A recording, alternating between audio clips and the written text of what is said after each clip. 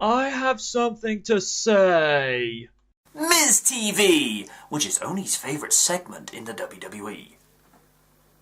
And before he interviews or tries to interview Daniel Bryan and Roman Reigns, he berates Damien Mizdow, much to the audience's disgust. For shame, Miz, for shame. Roman Reigns knocks the Miz out. Yay! Oni, ew. And he makes it clear to Daniel Bryan that he's going to Mania. End of discussion. And the men can't wait till Fastlane to have this match. They decide to have it now. We think we're about to see the match until the glorified Eric Cartman of the WWE, Seth Rollins, comes in and goes on a verbal tirade about himself. And I thought Triple H and The Miz had egos. Eek. Renee Young interview, and The Miz complains that he's not going to the main event of WrestleMania. Miz, you're irrelevant. Just shut up. It seems problems are continuing for Golden Stardust, as Goldust referred to him as Cody. That aside, a decent tag team match with Ziggler and Ryback gelling well together as a unit. Ryback wins the match for the team via shell shock. Feed me show-offs?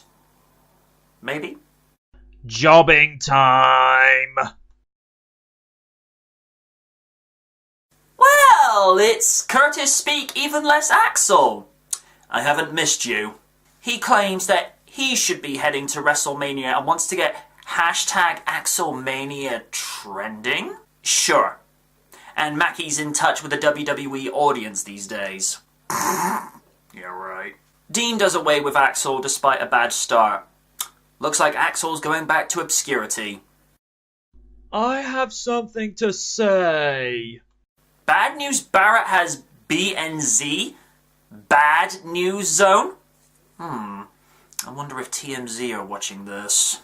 He claims that Ambrose is a vagrant by trying to make himself relevant by chasing after the Intercontinental Championship.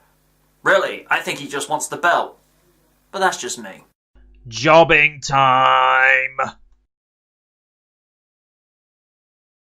If you ever wondered if Adam Rose was a douchebag now, then this was then the proof of the pudding was here, as he assaulted his Rosebud for failing to catch him off the ring apron. Nice to see Fandango get a win on SmackDown for a change with The Last Dance. Alright, I'm going to give them that. That's an inventive name for a finisher. Maybe now he'll get the push he should have had 2 years ago, Mackie. In touch my eye. Ugh. The Miz is asking for so much attention these days it hurts. Not for him, for us. We're sick of hearing about him. And attacking Reigns before the match probably wasn't the best idea, as The Undertaker once said before his match with Steve Austin at Fully Loaded 99 for the end of an era match for the then WWF Championship, a wounded animal is a dangerous animal. And despite going to town on the current #1 contender for the Undisputed Championship at WrestleMania, he still lost to Roman Reigns via spear. I love that. Not a bad match. This was pretty much what I was expecting it to be. Two big bulls having a slugfest. It was okay. Nothing special. Rusev wins via submission. Are you surprised? I know I'm not. And the United States Championship is up for grabs at Fastlane? Looks like a certain someone is going to get the US title for the first time in a decade, which means someone's going to get buried and Triple H's shovel is going to be doing double duty at that pay-per-view. Great. Paige interview. A good segment with Paige making it clear that she will embarrass the Bellas at Fastlane when she takes away the Divas Championship. Oh, and just FYI, Nikki, Bring out the Divas!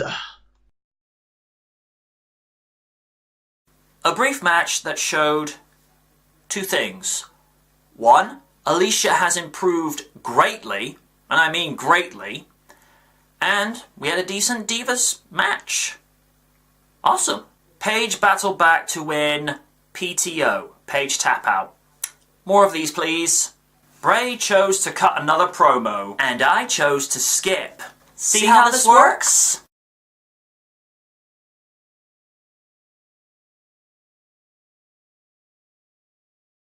Despite the generic and cliche outnumbering tactics, Daniel Bryan was a one-man wrecking crew and forced Mercury to tap out.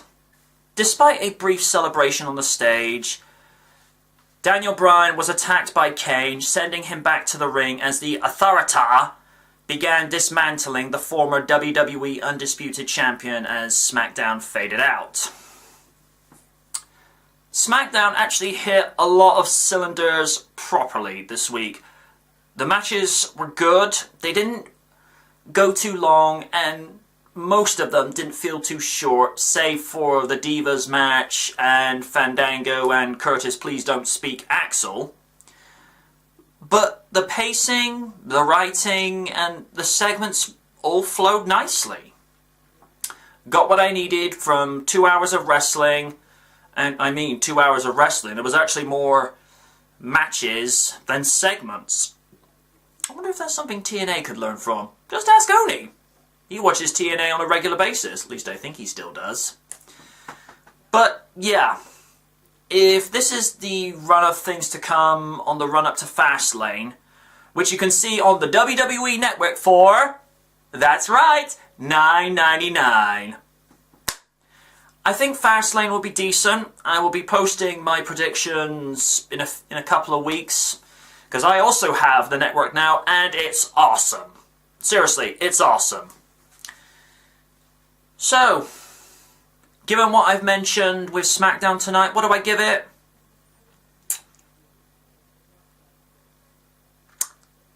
Rating A. Simple as that. Everything was as it should be this evening.